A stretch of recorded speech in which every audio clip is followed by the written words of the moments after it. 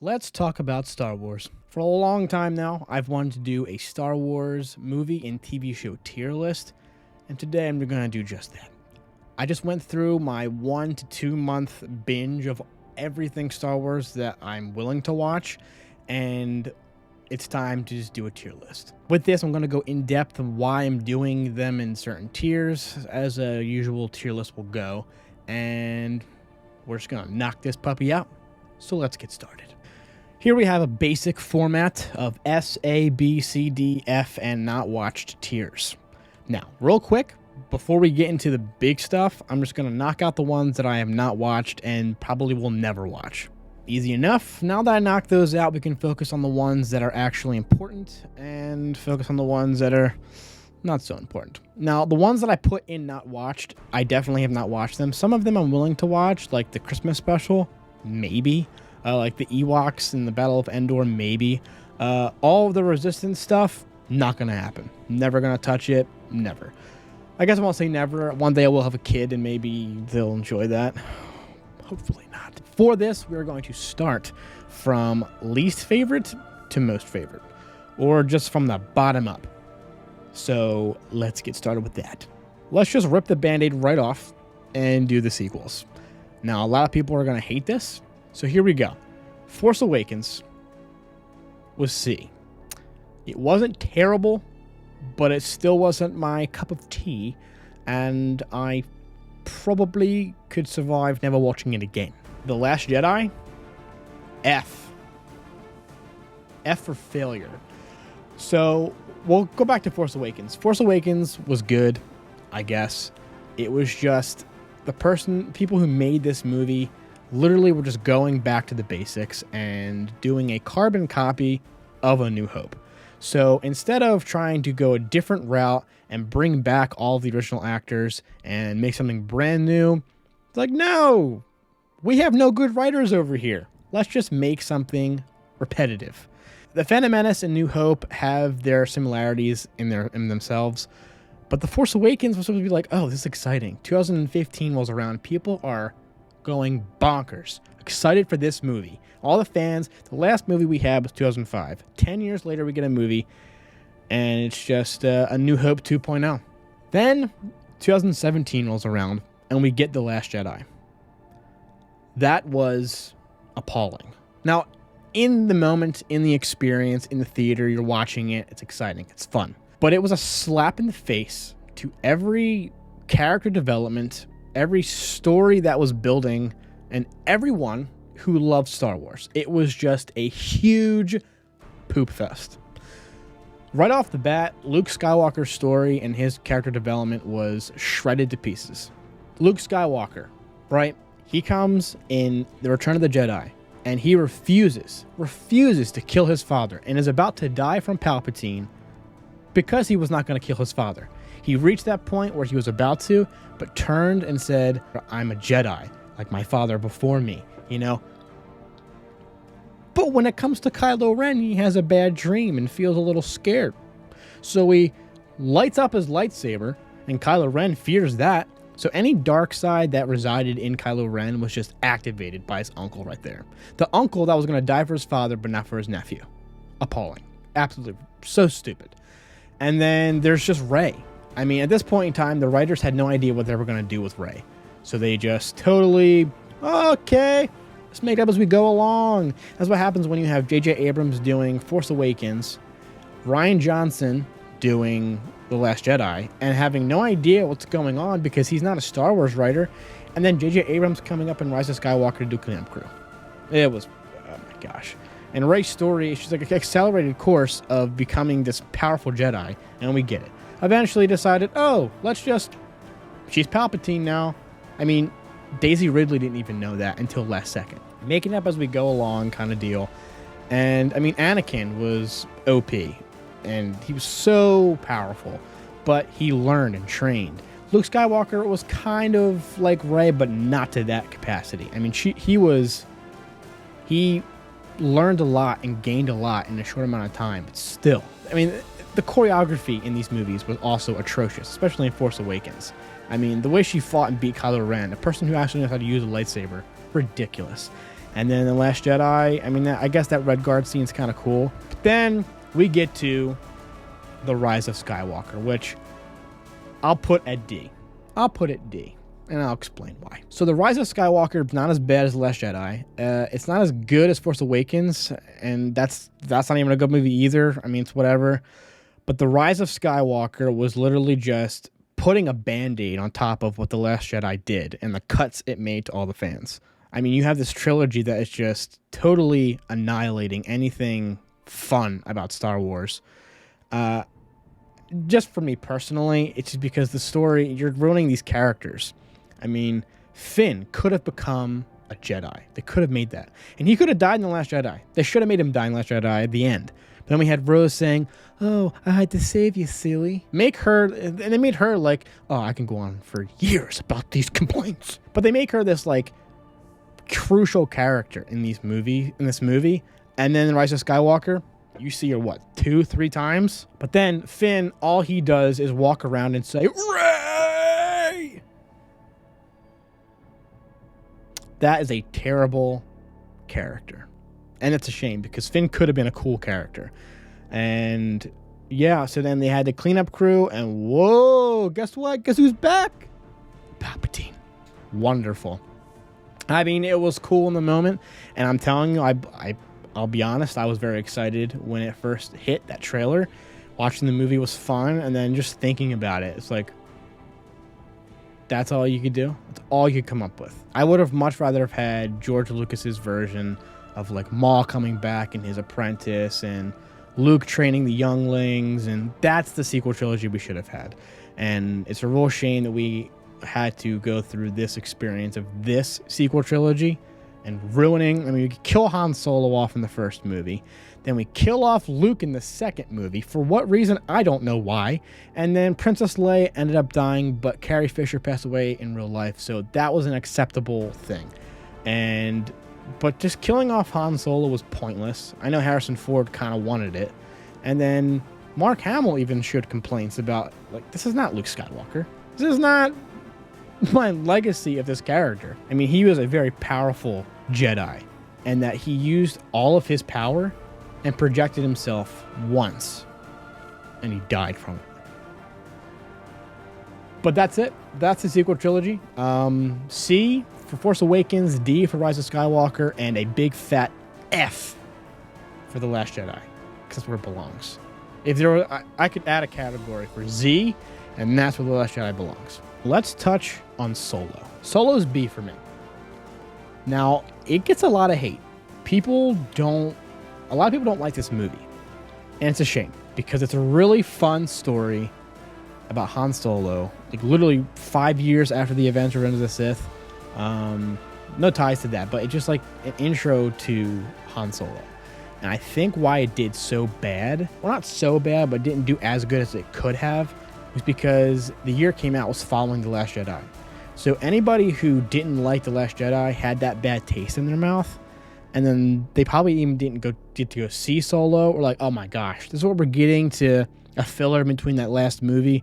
So people just didn't like it. But I mean, it was really good. I think the person who played Han Solo did it very well. I mean, you get Chewbacca in there. You even got Lando, which was a lot of fun.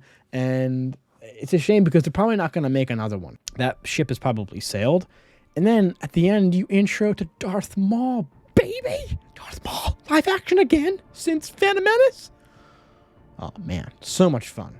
So much fun. And it's Ray Park and Sam Witwer doing the voice. Oh, it's a great movie. And I always come back to it. I always watch it through the binge.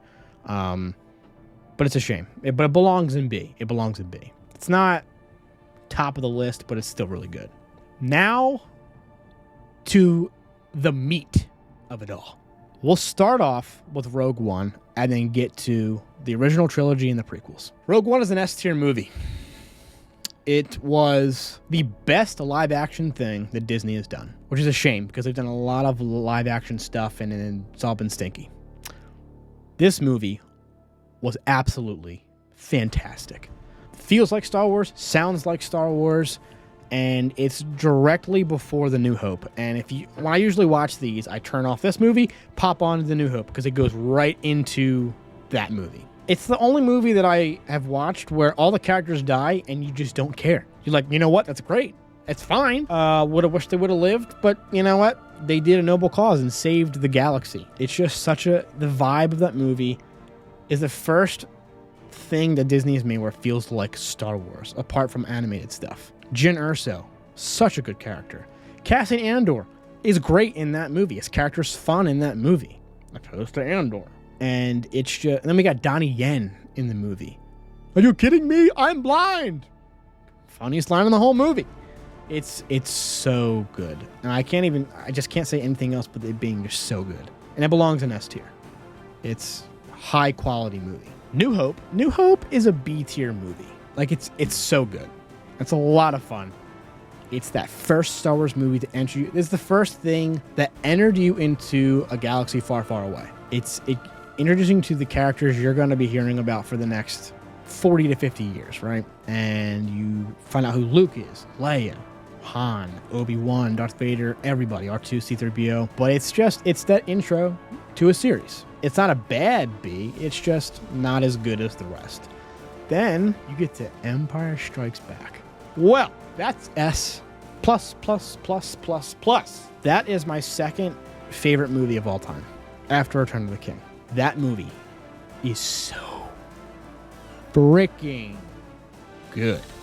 And I didn't used to think it was, but then the older I got and the more I respected it and the story and respecting that back then it probably was torture, right? Han Solo gets frozen in carbonite and then 3 years later you have to wait for Return of the Jedi. But it's great. And the biggest reveal ever. Luke Skywalker, the only Jedi you've seen up to this point, aside from like Yoda and Obi-Wan, but I mean, he's the Jedi you're seeing in this story. There's Darth Vader, sinister, the darkest person in these movies. He's his father. I don't know. I'm just nerding out here. People who don't like Star Wars are like, why does it matter? It's not that big of a reveal. I've seen better. Well, guess what? As a Star Wars fan, that's pretty big.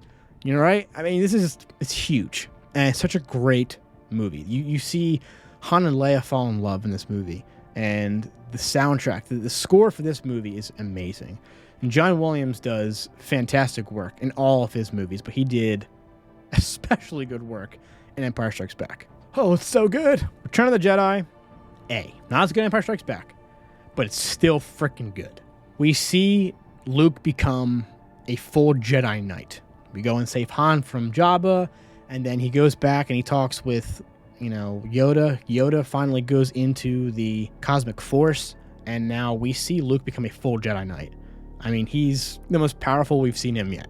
Then we see him become more of a Jedi. He's not, just, gonna Tashi pick up some power converters. No, he's not that guy anymore. He is Luke Skywalker, Jedi Knight, who has to face down his father and potentially kill him. This is where the galaxy finally destroys the Empire. After going through all of Rebels and Rogue One, they destroy the Empire. And he saves his father, and in return, his father saves him. And balance is brought to the Force by Anakin. Anakin comes back at the end of Return of the Jedi, and he destroys the Sith once and for all, like he was supposed to do, as the prophecy proclaimed years ago. He did it by saving his son. And that's why it's like Luke almost died from electrocution from Darth Sidious to save his father, but he's going to kill Kylo Ren. Stupid. A-tier movie. Absolutely good. The end of the 6-movie trilogy, if you watch them chronologically, and it's just, oh man. I'm about to do another whole binge after going through this tier list. Last but surely not least, the prequels. Episode 1 is B, I think, along with Episode 2, for different reasons. Episode 1, which I recently just saw in theaters for the 25th anniversary, is so entertaining. Coming back, so I didn't get to see the other movies in the 80s, but I can imagine being able to watch this in 1999, like, oh my gosh, we're coming back. And in a big way. The choreography is different. The whole vibe is different. We're following a totally different story. It is the origins of Anakin Skywalker. And so the actor, Jake Lloyd, bless his heart, was just all right. He was a kid actor, right? But it's pretty cheesy. And the lines were given to him to be cheesy, but it was just whatever. But Qui-Gon, Qui-Gon is one of the best Jedis there is, and we get to see basically the origins for our first time for Obi-Wan, and it's so exciting. Maul is in it. Darth Maul is one of my favorite characters in Star Wars. He's just so dark in this movie. He's like, oh man, he's gonna kill everybody. And it's just a great intro to the prequel trilogy. And then Qui-Gon dying just upsets me every time. Not like I'm gonna cry or anything, but it's like, darn it. Like, you get so attached every single time you rewatch that movie with Qui-Gon, him just being like the best gray Jedi that exists. And then they just kill him off. Like, oh. And then we get intros to seeing like how Sidious transpired. Then there's the book Dark Plagueis, where you find out that he killed his master during the events of the Phantom Menace, and then became the Supreme Chancellor. But then we come to episode 2, which is being a different way. This is where Hayden Christensen is just kind of like, all right. Now I know, now that I've seen his acting, that's way better. I know that's kind of like the writing. The whole scene where he's talking about the Tusken Raiders, and then talking about, he's holding me back, and being this whiny kid, it's just like, ugh, okay. We get it. But it's just a totally different adventure. Something you hadn't seen before in Star Wars, which Phantom Menace was the same way. With Attack of the Clones, the clones are introduced. The Clone Wars begin. Jango Fett, Boba Fett's father is in there. Freaking awesome character. Exciting character. I would have loved to have seen, if there's going to be a Tales of the Bounty Hunters, I want to see Jango. Count Dooku was introduced for the first time. Christopher Lee, fantastic job. Nothing that man couldn't do. And then we see Anakin and Padme fall in love and try to resist falling in love. And then they do it anyway because they love each other. And Obi-Wan becoming more of a Jedi. And without repeating myself a billion times, it's just an entertaining movie. All of this is entertaining, but there's no other... My vocabulary is restricted to, this is good and entertaining. It's not better than Phantom Menace either. I think the Phantom Menace is better than Episode 2. But the Phantom Menace is not an A-tier movie for me. Revenge of the Sith, S-tier. This movie, first time watching it, didn't understand a freaking thing that was happening. It was 2005.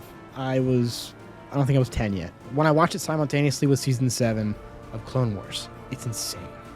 And Hayden Christensen's acting is a lot better, but you see the fall of this Jedi you saw in the past 3 movies. And if you had just watched all of the Clone Wars, and it's just like insane. He just flips a switch because of the fear he has. And it literally, his fall to the dark side would not have happened if it wasn't for the Jedi. The Jedi kept restricting him, saying that he couldn't, seek out attachments, that he wasn't able to be attached to anything. He had to let things go and just be basically numb. Don't, give into your feelings, but also feel. It's like very confusing, and they restricted him a lot. Whereas Ki-Adi-Mundi, because of his species, had multiple wives. It's like, what the heck? But Anakin, no, you may not have one wife. So him doing it in secret caused some stress. And because he couldn't talk to anyone about the dreams he was having about losing his wife, those are dangerous. Those lead to the dark side. Be careful. So he fled to the only person who gave into his, dark tendencies and fears and feelings, which was Palpatine. Have you ever heard of the tale of Darth Plagueis the Wise? It's a Sith legend. Dude, just creepy all over. You love it. But and he just taps into Anakin's psyche and says, yo, we're taking over. I'm taking over, dude. And let's kill all the Jedi, okay? Order 66, all of these people. And it's the most dark, emotional thing in Star Wars is the purge of the Jedi and him just murking all those younglings. I had to skip that scene. Master Skywalker, there are too many of them. What are we going to do? No, I can't watch that scene. I can't watch that scene. And then it boils down to the battle between brothers. Anakin and Obi-Wan, Battle of the Heroes. It hits. The music is amazing. The lines are just insane. Like, he's so brainwashed. Like, he thinks that this is his empire now, which it is. And Obi-Wan should have lost. But because Anakin was just so invested into the dark side already at that point, and he was just so brainwashed. He gave in to hate so much that unbalanced him. Obi-Wan cut off 3 of his limbs, and there you have it. Darth Vader is born for reals. I mean, the mechanical version of Darth Vader. And then that just eases into the reign of the Empire, and it was just such a beautiful movie. So, I mean, S tier belongs. Rogue One, Empire Strikes Back is better than all of them. Then Revenge of the Sith, and then Rogue One. And then everything else just falls in line here. And there you have it. That is my tier list for all things Star Wars currently in May of 2024. Acolyte is coming out soon. Not really hopeful for that. We'll see what happens. I know there's going to be a Rey movie coming out. Shouldn't happen. Shouldn't happen. And I hope you enjoyed this video. If you did enjoy the video, you do whatever you want. I don't care. Like, subscribe. You cannot like, you cannot subscribe. I'm just making this video for my own personal amusement and to hear myself talk. But that is it. I might do more tiers in the future. I don't know what of. Maybe some of my all-time favorite movies, and I'll just have to create my own. Maybe I'll do Star Wars characters. I think I might do that. Thank you for watching this video. I hope you enjoyed it. May the Force be with you, and have a great day. Toodles.